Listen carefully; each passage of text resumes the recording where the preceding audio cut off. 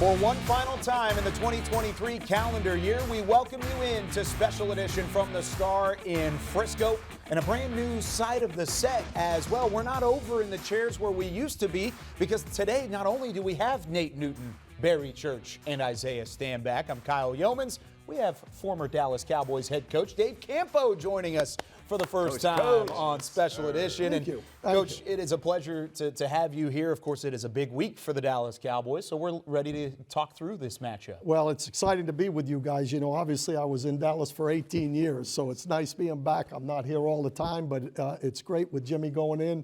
This is a perfect timing. No doubt about it. And we've got to talk through some of these things for the Dallas Cowboys coming off of a 22-20 loss to the Miami Dolphins in Week 16. They've got a matchup this week with the Detroit Lions. But let's start things off with Dak Prescott. This is a team that, of course, has rallied around their quarterback throughout the season. Coach, I'll start with you. What have you seen from Dak this season and how he's been able to lead? And what happened in that matchup against Miami? Well, first of all, his leadership is something that I think people don't give enough credit to. I think the guy is a football guy.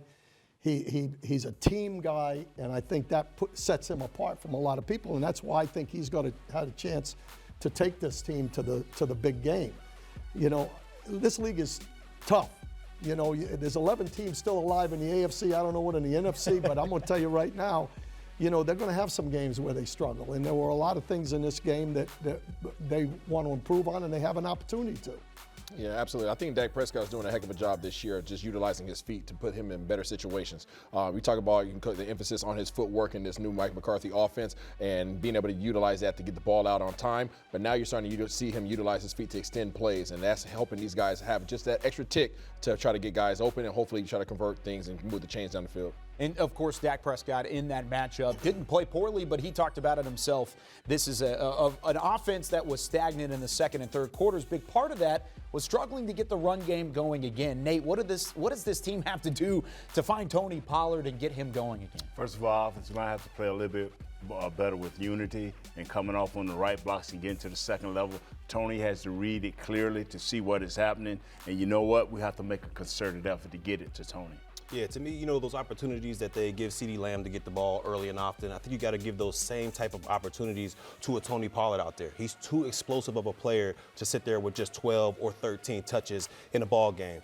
But it's Week 17, and if we haven't seen it by now, I doubt we're going to see it going forward. Well, you're giving up already? I'm saying it's Week 17 already now. If it ain't coming now, it is not coming in the future. Well, there is one thing that did show up in this matchup against Miami, despite the loss, is the fact that the Cowboys slowed down the run. They went from 266 allowed against Buffalo to just 91 on the ground. Isaiah, when you looked at how this team improved defensively against the run, what stood out the most? DeMarcus Lawrence, D-Law, and just making a decision to come up there and be a force on the edge.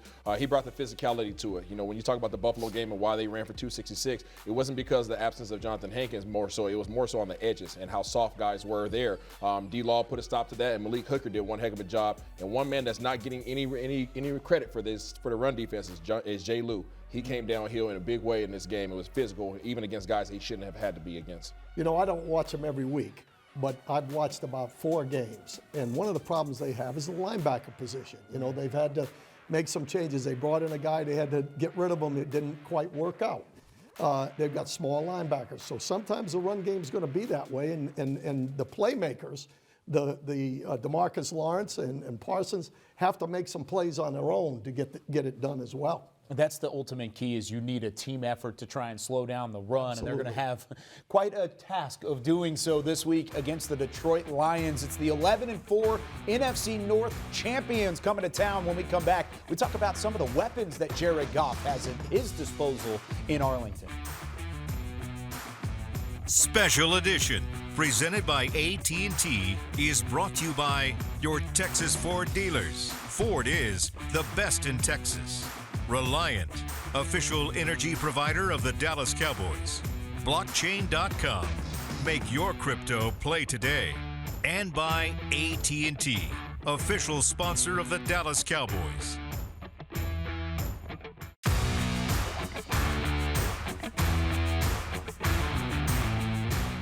This segment is brought to you by the NFL Fan of the Year, presented by Captain Morgan. We understand what our opponent's fighting for this week, and I think creates a lot of juice for this game. Coach Jimmy Johnson's going into the Ring of Honor, so I mean this is going to be a great contest that we look forward to, and it's just like you got to take care of what's in front of you. We can't control what goes on in Philadelphia or these other places. So there's Mike McCarthy. He's talking about just as much as the Cowboys are pushing down the stretch, so are the Detroit Lions. They have a shot at the #1 seed in the NFC. They're champions of the NFC North for the first time since 1993. You know what happened the last time Detroit was in the playoffs as division champions? Dallas Cowboys won a Super Bowl ring. Dave Campo's got it on right here. So there you go. Yeah, you got the ring ready to go. Jimmy Johnson was the head coach. We'll talk a little bit more about that later on. But let's talk about these weapons, starting with Jared Goff. Isaiah, I'll start with you. Jared Goff has been phenomenal this year, mostly taking care of the football and distributing, but what does he do best? Honestly, he's just a bus driver. They're not asking him to do anything outside of himself right now. He's not having to utilize his feet. He's not having to push the ball down the field too much. They're blocking it up front. They're giving him time, giving him comfort to be able to drive the ball to concepts that honestly that are being called specifically to beat these defenses that are being that they're facing. So they're doing a great job of just putting him in successful situations, and he's not trying to do anything outside of that. I think that's smart coaching. Obviously you've got to, go with the guy you got. And there's a number of those guys in the league. Flacco, Mayfield. Those guys are guys that are veteran guys. If they don't turn the ball over, you're going to win games. And that's because they got guys around them. And a lot of it is putting them in that position, as Isaiah said. He's got a couple guys in the backfield that he loves to rely on. Two-headed monster at the running back position, David Montgomery and Jahmyr Gibbs. Both of those guys, that 1-2 punch with what they've got in the backfield it's really destroying the NFC. They're the top rushing attack in the NFC. Barry, what do they do well? Well, it's one of the most dangerous 1-2 combos in the National Football League we got right now. It's very similar to what they had last year with Zeke and Pollard, how that was kind of that thunder lightning duo that they were able to do. And as a defender, when you have to tackle these two explosive running backs down after down with such different styles, as Gibbs is a slasher, then you got Montgomery the pounder out there, it becomes harder and harder as the game progresses. Understand this. David is more than just a pounder. I seen this dude break one for 75 yards. Jahmyr Gibbs is like a Christmas tree lit up, bro. He'll come on at any time and he'll go. These dudes are special. Do not take them for granted. No, not at all. And hey, if you haven't packed your Christmas tree away already, you've got one coming this week anyways. You got double duty with what he brings out of the backfield. Let's talk about these weapons on the outside that Jared Goff will be throwing to. Amon-Ra St. Brown, you've got Williams, and then even the rookie, Sam Laporta's had a great year as well. Coach, whenever you look at these weapons on the outside, I mean, what do they do best? Well, first of all, I was with Amon-Ra at USC. So, that guy, when he came in the league, he was drafted way too low. The guy is a playmaker. He's a guy that gets open, and you got to be able to handle a guy in the slot. And, I haven't watched Dallas enough to know, exactly who we've got in there, and he's a problem for sure. But they've got some guys that can make things happen, that group. Yeah, I mean, you talk about the three-headed monster that they have at the receiver position and tight end. They have somebody at every level. You just talked about St. Brown, his ability to really dice guys up and to slide and be able to go any direction in the middle of the field. You got Williams, who could take the top off that thing, long, lanky guy that could just have the go juice. And then you obviously have Laporta, the tight end, who can actually go out there and kill your underneath coverage. So really, they have all three levels really taken care of. And again, they got the bus driver there to simply just give it to them. And it's usually in a good down distance because of their running game. And this is a team that has playmakers at all three levels of their defense as well. You, of course, have it highlighted by Ada Hutchinson leading the team with 6.5 sacks. Solid linebacking core. But Barry, what sticks out most to you about the defense? Well, you already named his name, Hutchinson, out there. I mean, this guy, like you said, he has one of the best motors in all of National Football League. No matter what's going on, double team, triple team, he doesn't stop until the whistle blows. And that's one of those guys that you would love to have in your foxhole as a team. And overall, they might not have a household name as far as defense outside of Hutchinson, but they are aggressive. They bring the blitz, and they make things hard for a quarterback out there. This is going to be a feisty defense to go against. They have had 175 third down situations. They have only given up 66. That's 37.7%. This team does not have a lot of turnovers, 13 interceptions, 6 fumbles, but they get off the field on third down. They play hard, they play their gaps, and you will not run the ball on them. They play a physical brand of football. Dan Campbell does a great job of allowing them to play a physical brand of football, and they do it on both sides as well. When we come back, we're going to hit the film room with Isaiah Stanback, talk about those two-headed monster in the backfield with Gibbs and Montgomery. How are they going to get after this Dallas defense? This segment was brought to you by the NFL Fan of the Year, presented by Captain Morgan.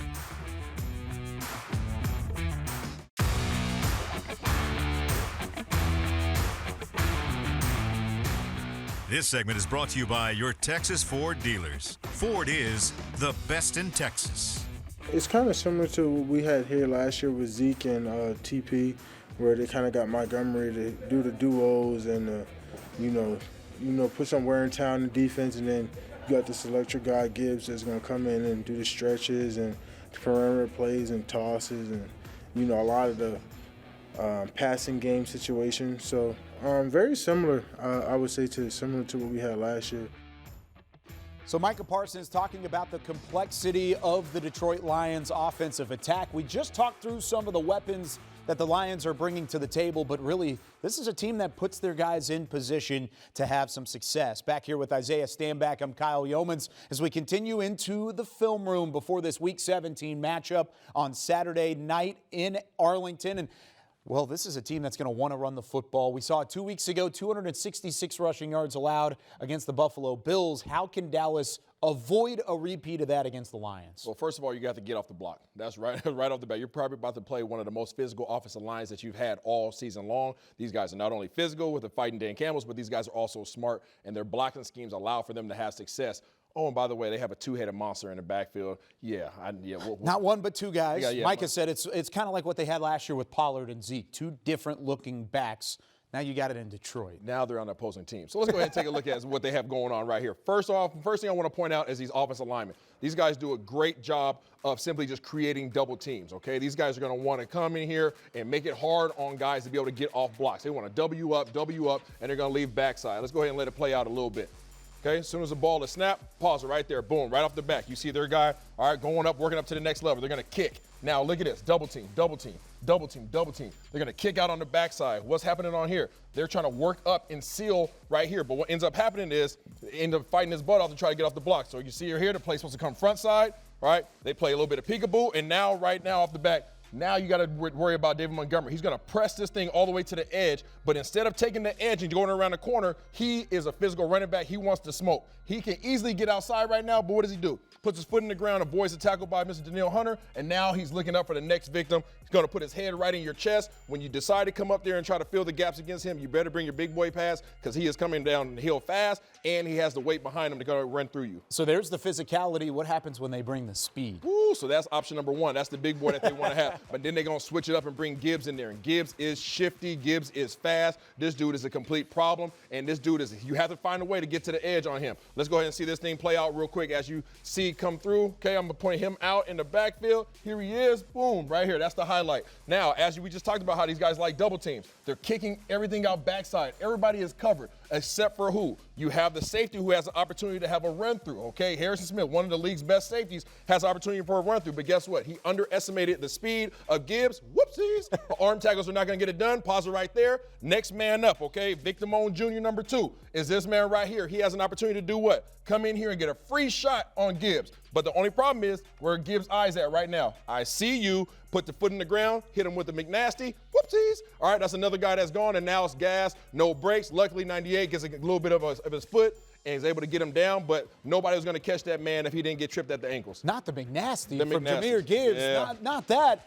How can Dallas combat that, and who on their defensive line needs to step up there? Whoa, you talk about the Buffalo game, how they gave up over 250-plus yards, okay? There's a man that did not like that by the name of, I don't know, what's his name? DeMarcus Lawrence. Yeah, DeMarcus Lawrence. DeMarcus Lawrence said, enough of that. And you're going to see him highlighted right here at the top of your screen, the left side of your screen, okay? And what these guys are trying to do schematically on this play is they're trying to go down, and around. There's going to be a man that comes in and tries to crack back on D-Law. They're trying to pull their tight end. They're trying to pull their tackle. But D-Law is able to acknowledge that, and simply one man could blow up the entire offensive scheme for these guys, and that's exactly what he does. D-Law comes off the ball. All right, he sees what they're doing. He blows up not only the tight end, he blows up the tackle, and now all of a sudden he blows up the guy who's supposed to crack on him. 3 guys are being utilized on D-Law. What does that allow his guys to do? Well, all of a sudden we're flanking. You see guys flowing to the ball, and it allows us to come backside and be able to come back here and get a man down.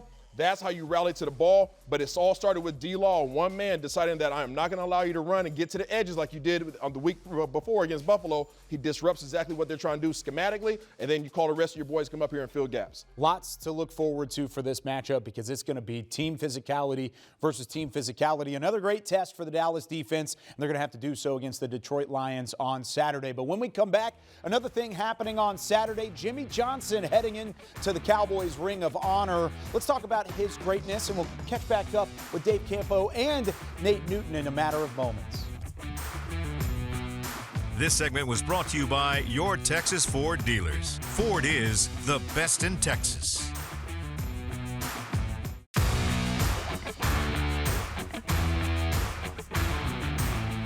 Welcome back into Special Edition. It is a special week around the Star in Frisco and AT&T Stadium on Saturday night as head coach Jimmy Johnson will be heading into the Cowboys Ring of Honor at halftime. Lots of former coaches, former players in attendance. We've got Dave Campo in attendance here for Special Edition. Back with Nate Newton. I'm Kyle Yeomans. Coach, Jimmy Johnson has had such an impact on this organization. You had the pleasure of working alongside him throughout some of those years. What kind of impact did he have on you? Well, first of all, the reason I'm here, Jimmy's he had us all at the Hall of Fame induction, but this one he kind of downplayed a little bit because he doesn't like all the fanfare. But I'm here out of gratitude and respect. The guy going to the University of Miami, bringing us to Dallas, that was a huge effect on my career and my family's career. So I'm just excited to be here.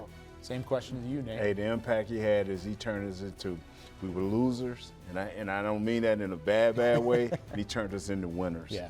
I'm talking about Super Bowl winners. His focus was just unreal, and that's what he taught me, to see something, to focus on it, to put a plan in place, and to go after it. And winners off the field as well. Yes. He had an impact on everybody that he came in contact with. It's going to be an exciting day getting to honor him. But from one Hall of Famer and future Ring of Honor member to a current Ring of Honor member, hopefully a future Hall of Famer. Darren Woodson is named a finalist for the second straight year of the Pro Football Hall of Fame. You coached Woody back in the day. I mean, what kind of impact did he have on that defense? Well, first of all, he revolutionized the game at safety. Here's a guy that was 220 pounds, came in, ran 4.35, played nickel and safety. Yeah. And it probably hurt him overall, as far as statistics and all that, as far as interceptions, because he was in the front and the coverage throughout the whole game at the same time.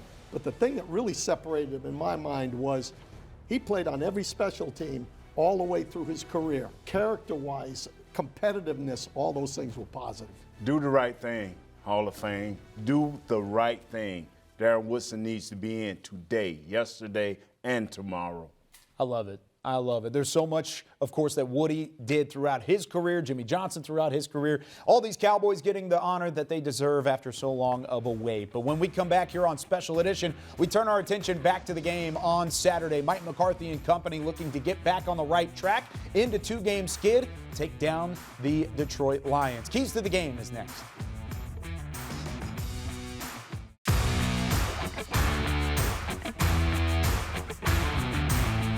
Special Edition, presented by AT&T, was brought to you by your Texas Ford dealers. Ford is the best in Texas. Miller Lite, the only beer of the Dallas Cowboys.